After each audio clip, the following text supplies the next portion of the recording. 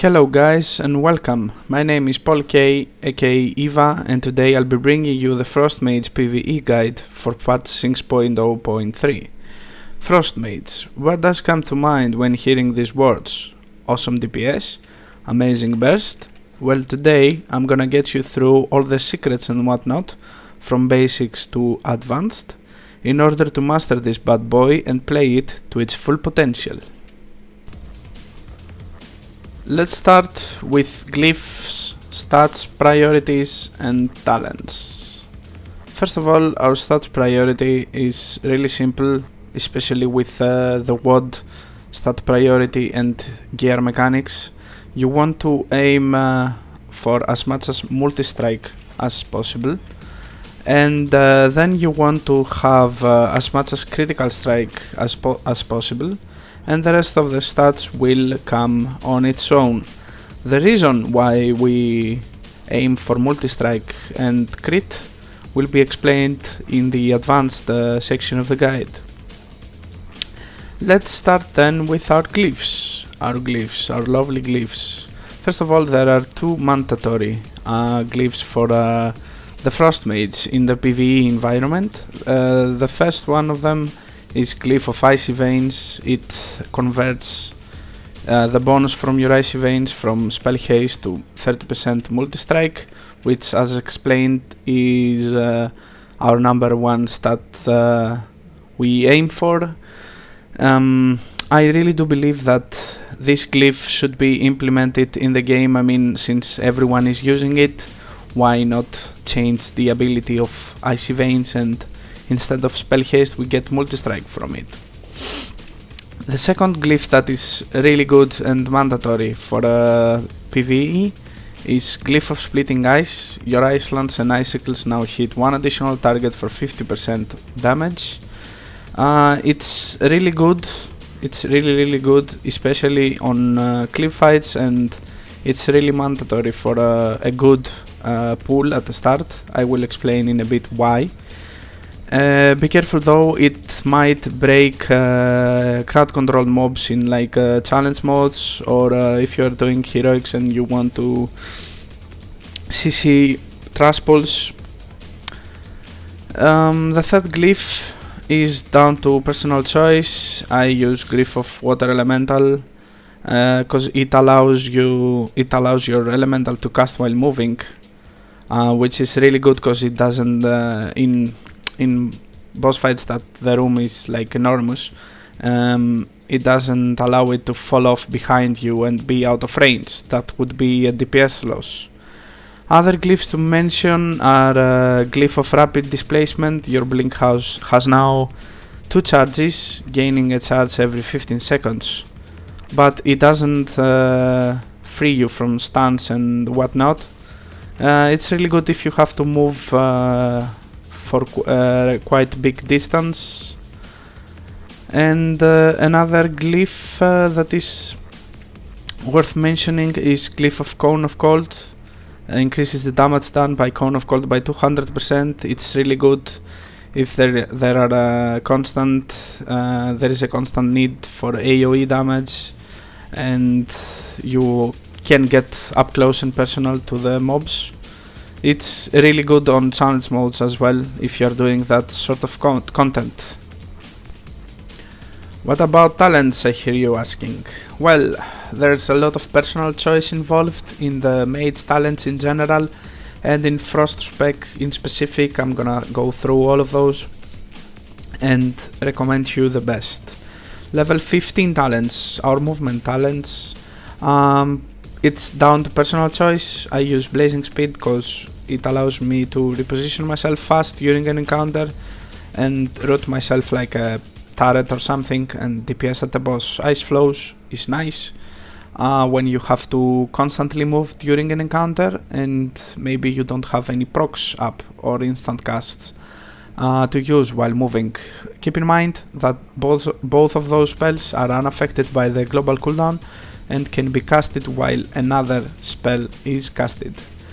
Level 30, our first tier of survivability cooldowns. I use Ice Barrier because it's a big fat shield that prevents damage from happening on me. It allows the healers to be more rested all the time.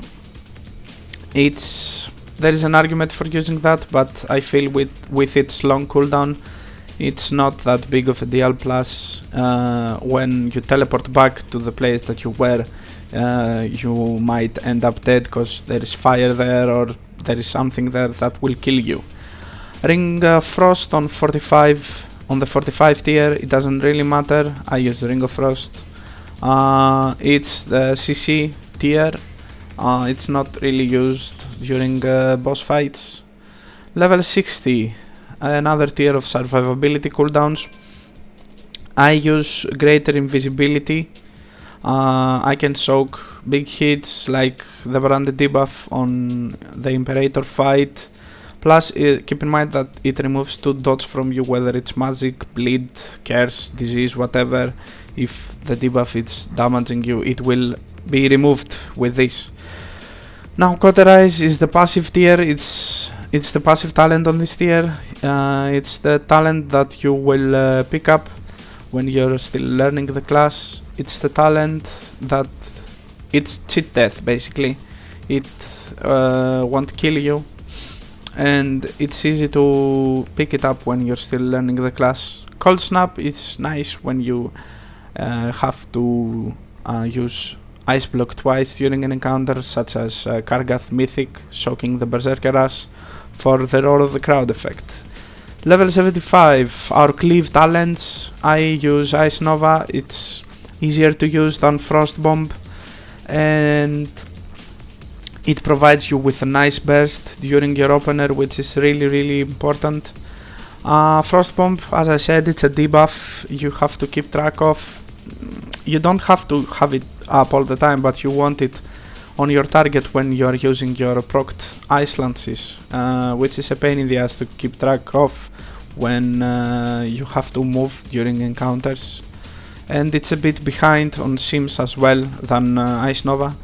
Unstable Magic, similar to Cauterize, it's the passive talent on this tier. It's there, it will do its job, which is Cleave for you, but in all fairness is behind those two in Sims, because it's passive, you don't have to sweat about it in order to do DPS. Level 90, the big debate between Mirror Images and Rune of Power. I personally run with Mirror Images because I don't want to root myself during an encounter between 8 yards of space in order to have the full benefit of Rune of Power.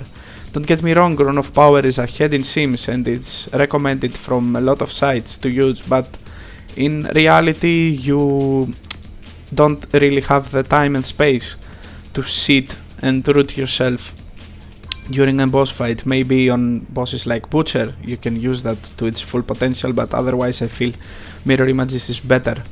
In Kender's Flow, it's similar to the other two passive talents I've mentioned, Cauterize and Unstable Magic. It's good, those talents are good if you are still learning the class.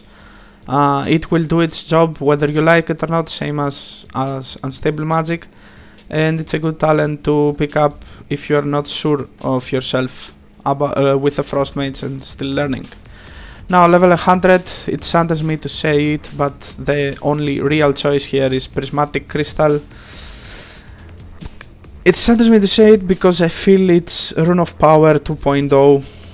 Yeah, if your tank has to move the boss from where you are, or you misplace your crystal during your pull, or the second application or third application of it or whatever, you will lose a lot of damage. But it really synergizes well with your Frozen Orb, cause procs, it's proc heaven with your Frozen Orb up, and Prismatic Crystal makes them even better. There is an argument for Thermal Void sometimes. It's down to, it's a passive talent again. It will do its job. It's an argument if you don't really trust your tanks with your Prismatic Crystal, or you're doing 5 months and your tanks don't really know that your Prismatic Crystal is a good thing to stand near and not a bad thing. I've seen that happen way too many times with my crystals. Comet Storm, it looks awesome. Don't get me wrong, it looks fucking amazing, but it licks the boss. It looks awesome, but licks the boss. It doesn't hit it. It's not really good. It can't be compared to Prismatic Crystal.